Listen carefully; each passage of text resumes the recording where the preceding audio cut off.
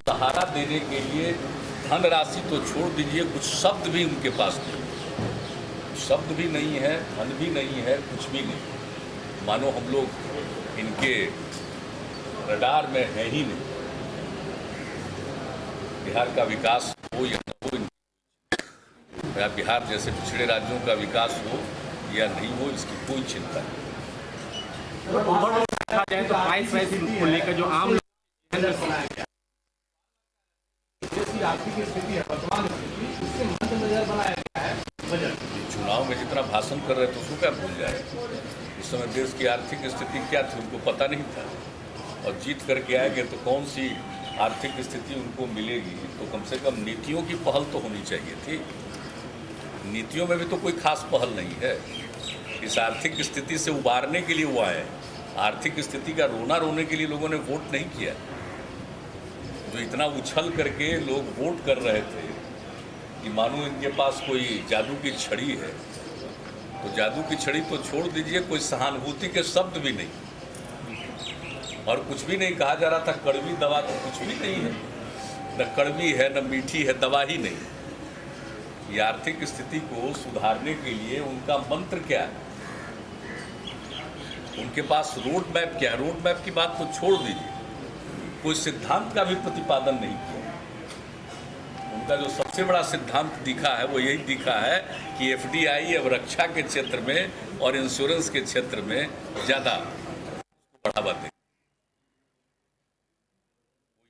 Budget भी आ गया, उसमें भी कोई स्पष्ट नहीं, इस जो मूल जो हमारा ढांचा है देश को एक करने वाला, उसके विकास का भी कोई नज़रिया नहीं, और देश के विकास का भी कोई नज़रिया नहीं। क्योंकि देश के विकास के लिए बुनियादी बात है समावेशी विकास, देश के हर हिस्से का विकास। तो जो पिछड़े राज्य हैं उनके विकास का भी कोई नज़रिया नहीं, और जो पिछड़े राज्य अच्छा कर रहे हैं उनको तो अभी विशेष तौर पर पुरस्कृत करना चाहिए, उनको बढ़ावा देना चाहिए था, ताकि सभी अच्छा करने के लिए प्रेरित हों और बिहार भी प्रगति करे, यहाँ भी रोजगार के अवसर पैदा हों, हमारे यहाँ भी औद्योगिकरण हो, और कृषि की जो अपार संभावनाएं हैं उसका ठीक ढंग से उसका उपयोग हो सके देश में। तो कुछ भी नहीं, निराशाजनक। तो प्राइस राइज को लेकर अच्छे दिन का तो कोई लक्षण नहीं है। महंगाई तो दूर होने का सवाल ही नहीं है, तो बढ़ता ही चला जाएगा। बिहार बीजेपी के तमाम बड़े नेता जाकर के मिलते थे, वहाँ सभी मंत्रियों से बात हो गई है बिहार के। अभी तो उन्हीं से पूछिए ना, जो बोलते थे अभी जीते तो जश्न मना रहे थे, और जश्न मनाते हुए जो बोलते थे तो कहीं तो कुछ है नहीं। और बड़ा सुनते थे तो ये रेल बजट आ गया तो रेल पुल में पैसा कितना मिला उसके लिए? पिछली बार 126 करोड़ था, तो इस बार 200 करोड़ से थोड़ा ज़्यादा, उससे थोड़ी होगा समय पर किसी चीज़। चाहे बिहार सरकार ने, वो सब तो साथ थे, और तब लगभग 1000 करोड़ रुपया हम लोगों ने NH के इम्प्रूवमेंट के लिए खर्च किया। वो पैसा क्यों नहीं मिलेगी? तो इनकी आवाज़ कहाँ चली गई? सब कुछ ला रहे थे तो कुछ नहीं आया। आपने अपने राजनीतिक जीवन में कभी बजट पेश करने वाले को ब्रेक लेते हुए वो तो होगा, कोई ना कोई जरूर स्वास्थ्य का कारण होगा, उसके लिए मुझे कुछ नहीं करना। वो तो एक बहुत ही व्यक्तिगत चीज़ है। कोई व्यक्ति किसी के साथ भी स्वास्थ्य संबंधी परेशानी आ सकती है तो उसमें कुछ नहीं करना है। वो तो माननीय अध्यक्ष ने बैठ करके पढ़ने का मौका दिया, वो सब कोई कमेंट की चीज़ नहीं है।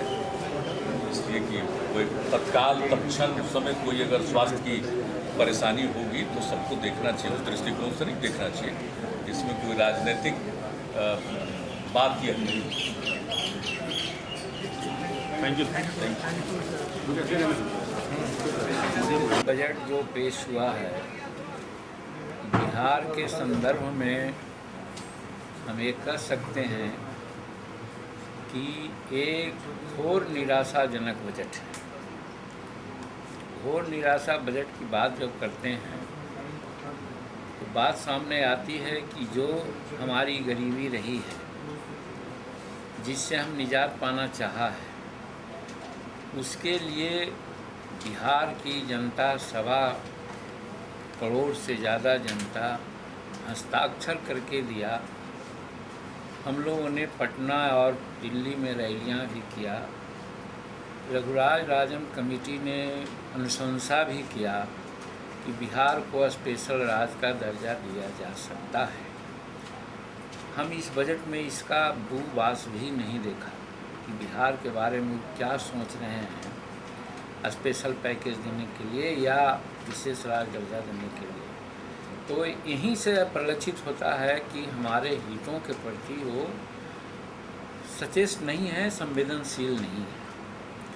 दूसरी बात जो हम यहाँ देखते हैं कि असंगठित क्षेत्र में लगे मजदूर, उनकी चिंता इनकी नहीं रही। चाहे खेती का मामला हो या कामगार हमारे मजदूर हैं, उनके बारे में इनकी क्या नीयत है, क्या नीति है, कुछ नहीं। इसमें एक लाइन भी हमने नहीं देखा। इस आधार पर कह सकते हैं कि बिहार में खास करके जब जानते हैं कि कृषि पर 3 हिस्सा से ज़्यादा हमारी निर्भरता है, लोग लगे हुए हैं, मजदूर लगे हुए हैं, उनकी भलाई के लिए जब कोई बात नहीं कही जाती तो इसका मतलब बिहार को एज ए होल उन्होंने नेगलेक्ट करने की बात की। फिर हम एक कहना चाहते हैं कि कुछ बात उन्होंने की कृषकों के नाम पर, उसमें सब्सिडी की बात आई है तो वो भी बहुत नेग्लिजेंस जिसको कहते हैं वो है। बिजली की बात आई है कि हम 24 घंटा बिजली देंगे, लेकिन राशि कितना खर्च कर रहे हैं? समस्त हिंदुस्तान में 500 करोड़ रुपया वो खर्च कर रहे हैं।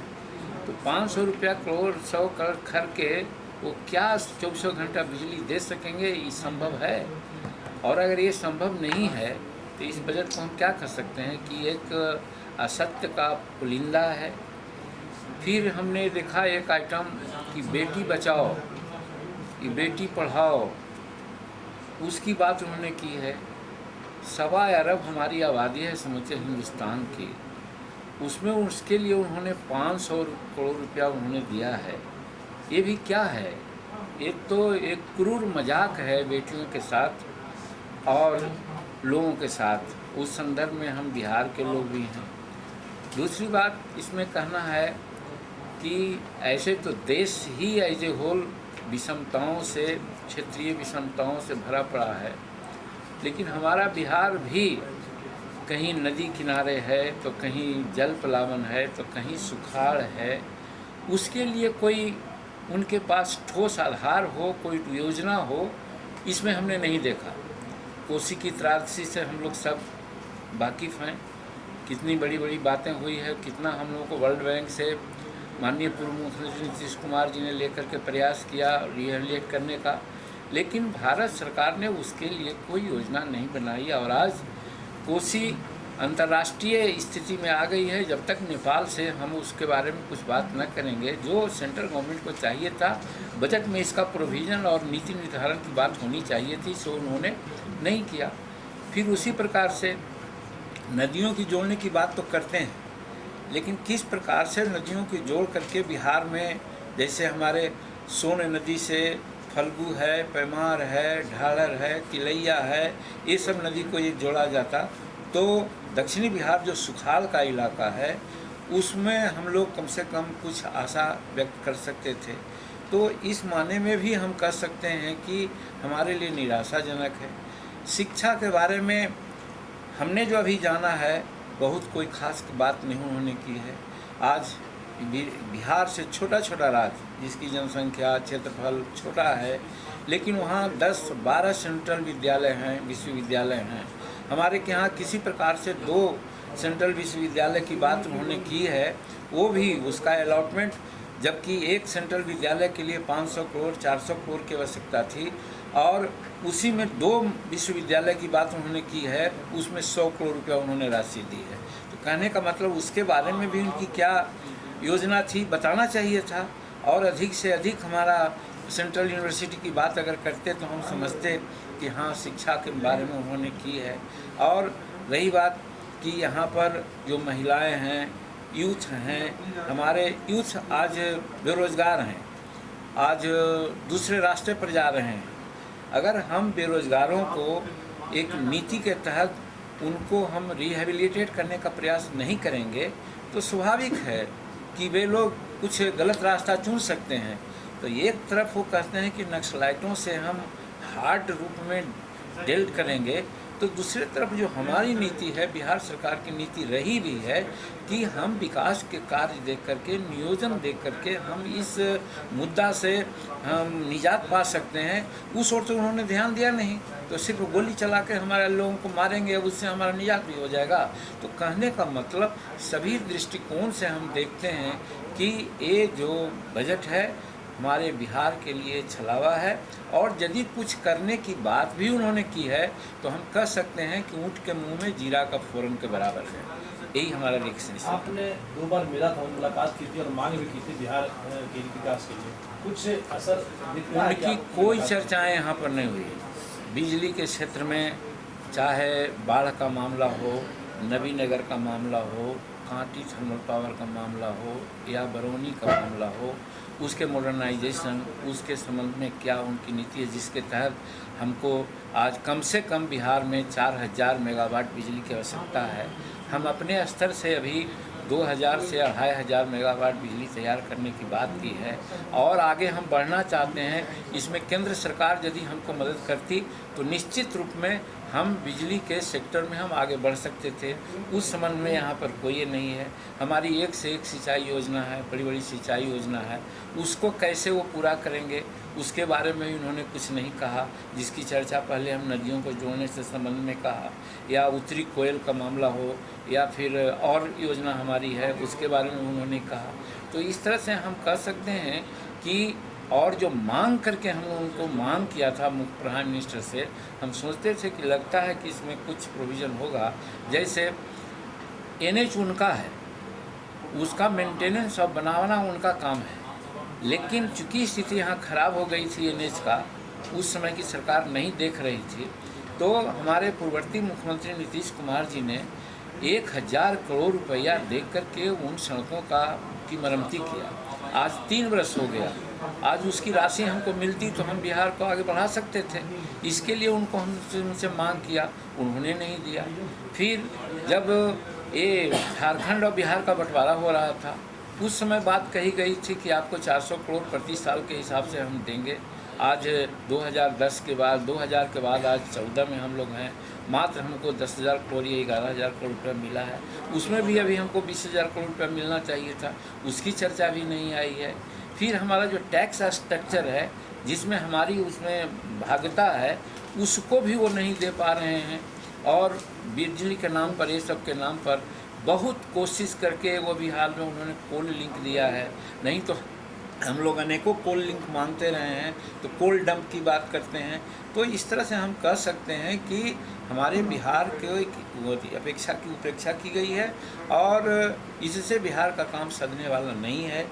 तो यही कह सकते हैं कि ये बजट बिहार के लिए घोर निराशाजनक बजट साबित है। यही आज हम कहना चाहते हैं। बिहार में तो गंगा घाटों की जो सफाई की बात हुई है और IIM वगैरह जैसे संस्थानों की बात हुई है, उसके बारे में क्या मानते हैं? जैसे गंगा घाट की सफाई बहुत अच्छी बात है कि उसकी सफाई हो, लेकिन जिस प्रकार से अभी कहा हम कि बिजली देने की बात समूचे हिंदुस्तान में की है, 500 करोड़ रुपया उन्होंने दिया है। बेटियों की पढ़ाओ और सुरक्षा करो की बात उन्होंने की है, दिया 500 करोड़। तो उसी गंगा बेसिन को साफ़ करने के लिए बात करेंगे तो दे देंगे 50 करोड़ रुपया। तो उससे क्या होगा? इसमें 400-500 करोड़ 1000 करोड़ रुपया लग सकता है। वो अगर दें उसको ब्यूटिफिकेशन के लिए, या आज जो गंगा प्रदूषित हो रही है और जिसके लिए गंगा बचाओ की बात वो लोग कर रहे हैं, अगर उसको समग्र रूप में अगर किया जाए, बिहार को दें तो उसके लिए तो हज़ारों करोड़ रुपया की आवश्यकता है। तो 10,000 रुपया करोड़ हमको दें तब नहीं समझते हैं। लेकिन जो अन्य क्षेत्रों में हमने देखा है उससे लगता है कि वो हमको इसमें भी वो ठगेंगे। सर, बनारस के बुनकरों का जिक्र किया गया है, स्पेशल फंड उनके लिए दिया गया है, लेकिन वहीं बिहार में भी भागलपुर रहे, मधुबनी रहे, चाहे पटना के पास में भी सिगोड़ी है, वहाँ भी बुनकर हैं, उनकी भी समस्या, उनका कोई जिक्र नहीं।